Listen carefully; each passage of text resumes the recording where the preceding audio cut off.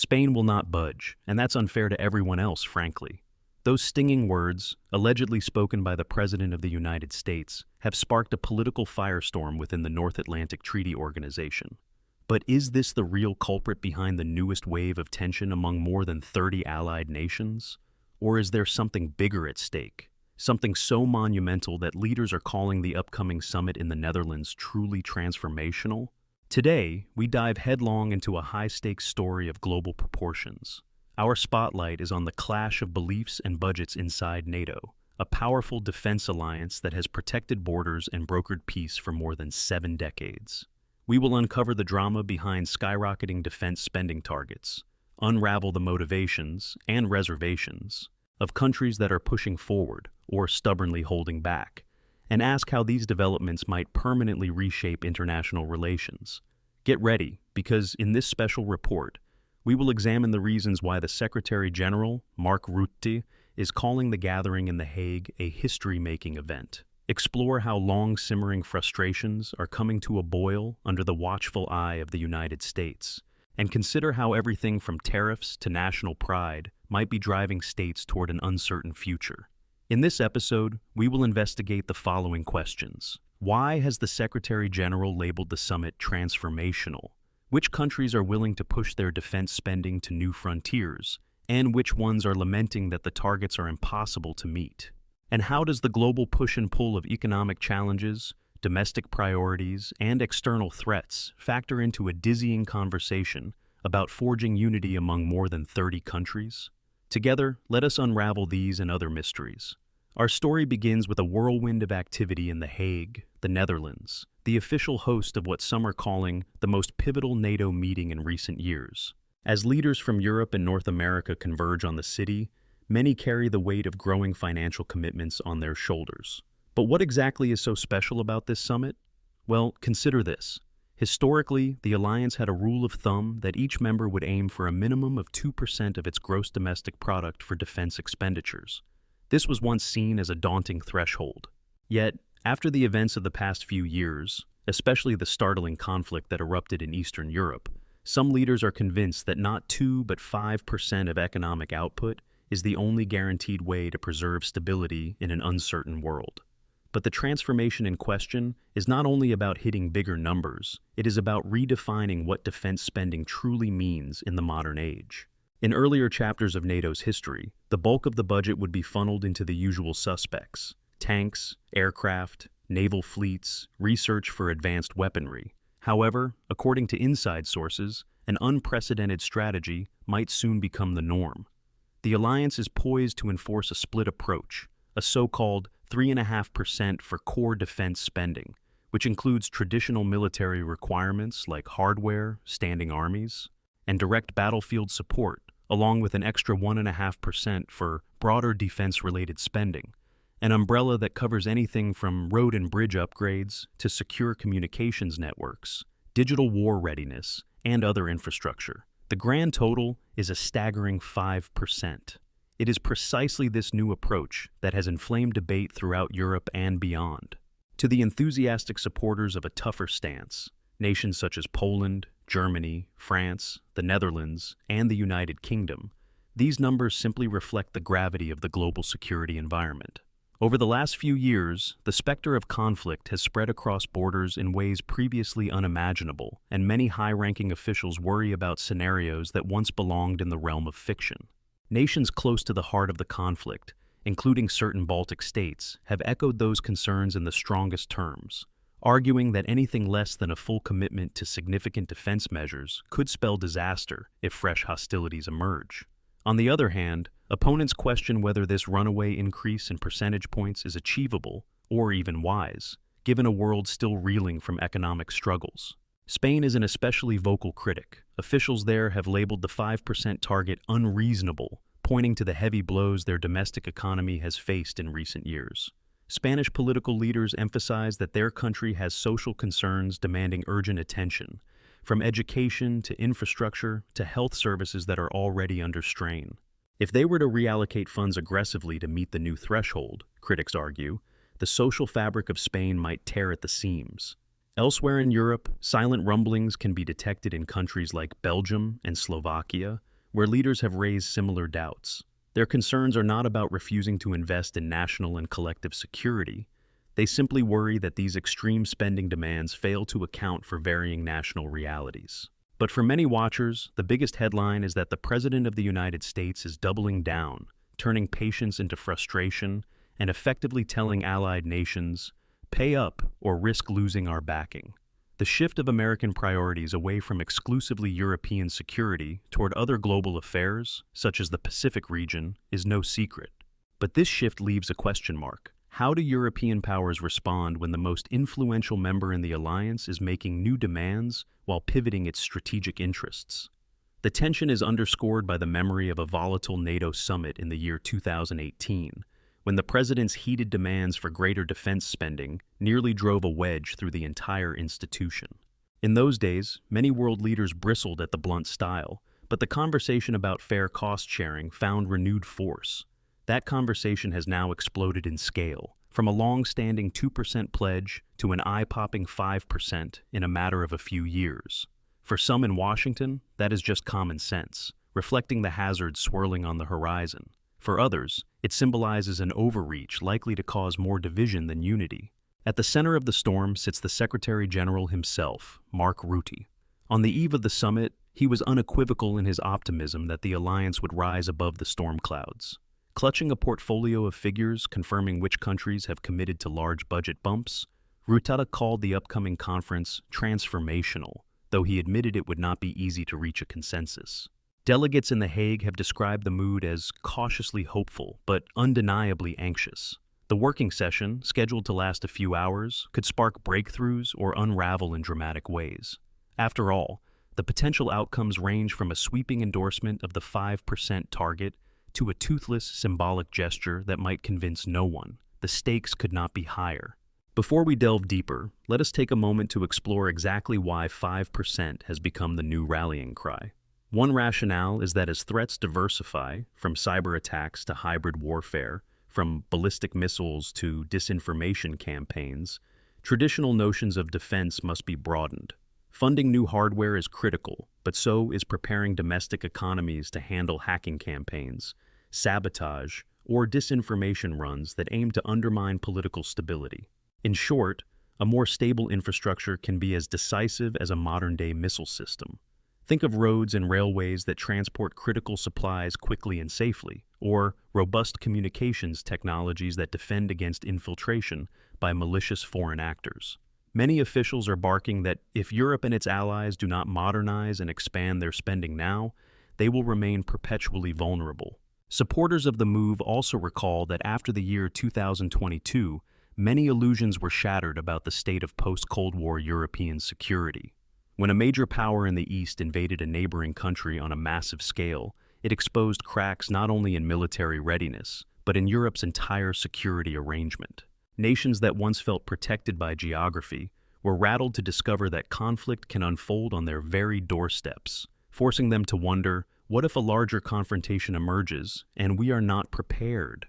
This sense of urgency, the argument goes, justifies leaps in spending that would have seemed unthinkable a short time ago. However, no story of big budgets in an international coalition is complete without exploring the political and economic contexts. Many countries are already struggling to keep afloat economically. Only a handful, including the United States, can comfortably afford to spend heavily on defense without making severe cuts elsewhere.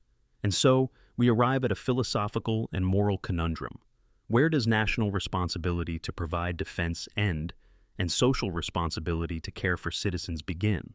In Spain, this question is front and center, with Prime Minister Pedro Sánchez publicly voicing concerns that raising defense to new heights is detrimental to social programs the country prides itself on. That is not to mention the quiet possibility of a broader global recession that might further constrain national treasuries.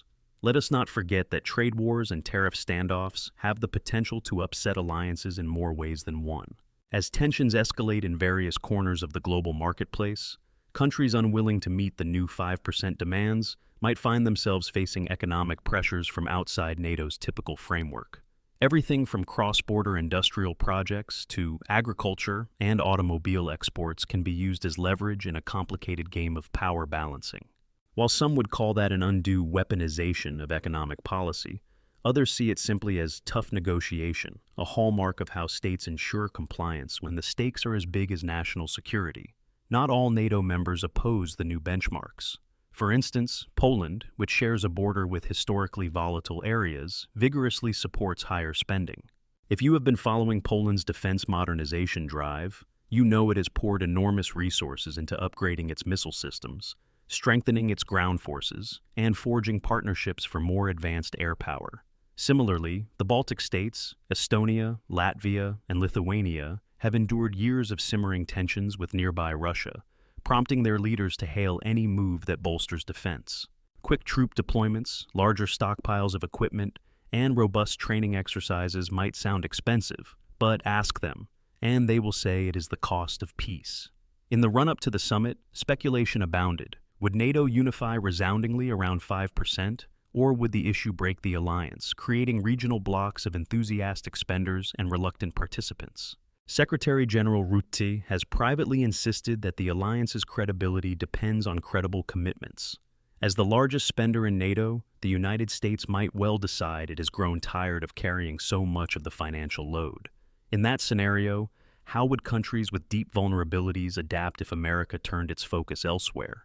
But first, a quick invitation. If you are finding these behind-the-scenes insights riveting and want to stay in the loop on future deep dives, consider sharing your support with a like. It helps signal that this story matters and encourages us to continue uncovering global developments that might otherwise remain behind closed doors. One source close to the negotiations suggests that the proposed 5% plan is not an overnight revolution. Instead, it sets a 2035 deadline for allies to inch their spending upward. That might sound like plenty of time, but from the viewpoint of older NATO states clinging to historical social welfare commitments, more than a decade is not so long at all, especially when negotiating political roadblocks at home. Spain, for instance, is no stranger to coalition governments, each faction with its own stance on defense. That can make forging and sustaining a consensus for massive defense budgets a heroic challenge. Then there is the nuance of how defense spending itself is measured. Skeptics have long questioned ramped-up figures that might include categories only tangentially related to national security. Now, however, NATO is aiming to be explicit about which expenses qualify as part of the new 1.5% for broader security investments. Will building a new highway in a remote region qualify if it can theoretically facilitate troop movements? That might be beneficial, but is it truly relevant to defeating cyber infiltration or advanced weaponry? The details matter, and leaders will spend hour after hour in painstaking debate. The problem only gets more complicated when you introduce the intangible forces of public opinion. In the last major global upheaval, many people rallied around the idea that cross-Atlantic unity was indispensable, but these are different times. In some corners, fear of external aggression is overshadowed by the fear of austerity, inflation, and job insecurity. To everyday citizens, especially in nations still recovering from crises, the notion of pushing defense budgets from 2 to 5% might feel like a betrayal of social obligations. Meanwhile, other citizens might support robust defenses if it means ensuring that their territory remains free from foreign interference. So, what can we expect by the grand finale of the summit? According to some insiders, negotiations could deliver a carefully worded statement about 5% being the aspirational target, while acknowledging that national circumstances may necessitate alternative paths. Others suspect a more forceful pronouncement, championed by the United States, that explicitly calls out countries seen as lagging. The risk in that scenario, of course, is that it might alienate allies rather than galvanize them. All eyes will be on how Mark Rutte orchestrates the meeting's flow. He hopes to keep burdensome discussions short, focusing on practical steps for adoption. Some watchers say that his upbeat posture indicates a formal agreement is all but guaranteed. They reason that NATO is unlikely to hold a summit of such magnitude without prior signals that a strong consensus is reachable. But as one Belgian official cautioned, it is also essential not to ignore the big question: will promises made at summits be kept once delegates return home and confront political currents there? This is where we must recall that alliances do not exist in a vacuum. Real people, voters, ultimately empower or reject leaders who choose to invest so heavily in what might be called offense and defense. Politicians who perceive a risk in cutting back on welfare benefits, or increasing taxes to fund an ever-rising defense budget, may hesitate in front of the final dotted line. Or they may sign on for political advantage, only to find it extremely difficult to fulfill those obligations when push comes to shove. It is not the first time NATO has faced a wide gap between stated goals and actual compliance, but the difference this time is the ramped-up pressure from the White House and the shadow of serious conflicts around the world. Let us not forget that while all this talk of percentages glamorizes the scale of military budgets, real people stand behind every base, bullet, or bomb. Thousands of servicemen and women from NATO countries are stationed in or near potential flashpoints, including places that have witnessed tragedies in the past. For them, the alliance's readiness is not some abstract concept, it is a matter of life and death. Modernizing equipment, improving supply routes, and building alliances can literally mean the difference between crisis prevention and escalation. That reality weighs heavily on the shoulders of the summit's attendees. By now, you might be wondering, can NATO truly remain the bedrock of collective defense if not all members are on board with 5% spending? Or will conditions in the global market push more governments over the edge, making them realize that only through joint commitment can the alliance stay strong against foreseeable and unforeseeable threats? Before we delve into that suspenseful possibility, here is a friendly reminder. If this deep dive has you hooked and you would like to be the first to see our upcoming stories on major geopolitical shifts, feel welcome to subscribe or follow along for future analyses. That way, you will not miss a single development in this unfolding drama.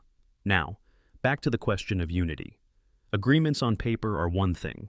Implementing them is another. Already, observers note that the Netherlands, Germany, France, and the United Kingdom are forging forward with the core defense spending portion in earnest.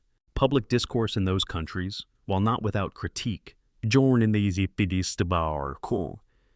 leans toward acknowledging that bigger outlays are necessary after recent world events. But in southern and smaller nations, the conversation is more fraught. Some officials worry that heavy spending might hamper economic rebound or hamper social safety nets. Meanwhile, supporters maintain that failing to invest robustly in security aggravates the possibility that crises will strike at moments of vulnerability. The question remains whether the fierce divergences we see today echo the fracturing that almost occurred in the year 2018. Diplomats at the time scrambled to patch things up amid inflammatory tweets and statements that singled out so-called low payers. Experts warn that a repeat scenario could lead to an even deeper rift if countries feel singled out or humiliated. To prevent that, the alliance's leadership must thread a careful needle, forging an agreement that underscores the seriousness of the security environment without ignoring the financial burdens. Another potential stumbling block is how each nation's supporters at home interpret the final agreement. If it is perceived to be too weak, hawkish members might protest, claiming NATO has lost its backbone. If it is too prescriptive, the more dovish countries might revolt, saying that they cannot in good conscience/domestic welfare to appease the alliance. Caught in the middle is the Secretary General, who is trying to keep the lid on a rapidly simmering pot. Insider accounts from Brussels sources, where many post-summit details will be hammered out, suggest that certain creative solutions might emerge. Maybe NATO will allow partial credit for expansions in cybersecurity initiatives or for spending that fosters resilience in critical energy infrastructure. Possibly there could be tiered timelines so that wealthier nations have earlier deadlines for meeting the 5% threshold, while struggling economies have extended grace periods. Alternatively, an arrangement could bundle some of these obligations into collective funds, alleviating direct national budget hits. However, such nuanced deals do not always play well in the public domain, where critics might see them as toothless or contrived. It is also worth mentioning that the year 2035 is still more than a decade away. The global landscape could shift dramatically in that time. Tensions could ease as new diplomatic treaties come into play, or they could explode if emerging conflicts blow up into major crises. The personalities of future leaders will be crucial. If the next generation of American leadership, for instance, insists on an even sharper pivot toward other global theaters, Europe may need to be even more self-reliant. That, ironically, could rally previously reluctant countries to scale up faster. Meanwhile, the unpredictability of trade disputes remains an enormous wild card. If, for instance, the United States were to impose new tariffs on European cars, citing fair trade concerns, Would that hamper the willingness of Spain, Belgium, and Slovakia to pump billions more into their militaries and infrastructures? Possibly.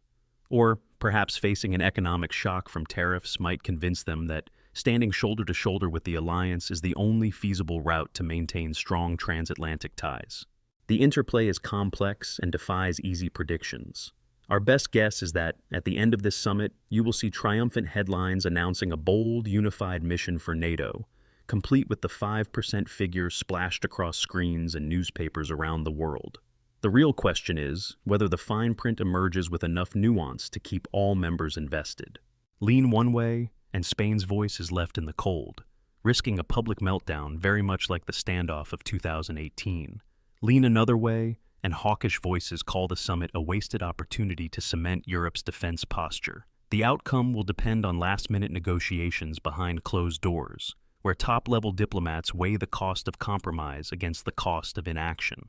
Regardless of where you stand on the spending question, it is undeniable that Mark Rutte is correct in calling this summit transformational. We are witnessing the forging of new alliances within the old alliance, a further step in the continuing saga of how nations cooperate in the face of persistent global uncertainties.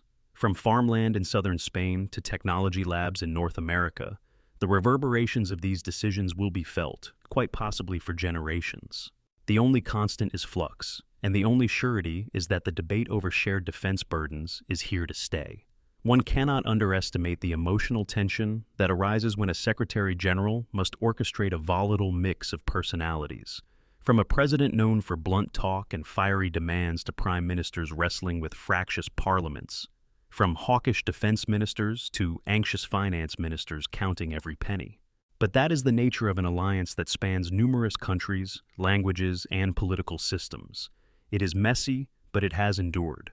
Perhaps, come the next major crisis, the sense that NATO members had enough foresight to strengthen their collective deterrent will overshadow the disputes along the way. We will, of course, be watching closely to see what emerges from the official press conferences. But as you wait for the final communiqué, keep in mind that the real lasting consequences of this summit may not become clear for years to come. Leaders can only plan so far into the future, especially one that brims with fast-shifting challenges.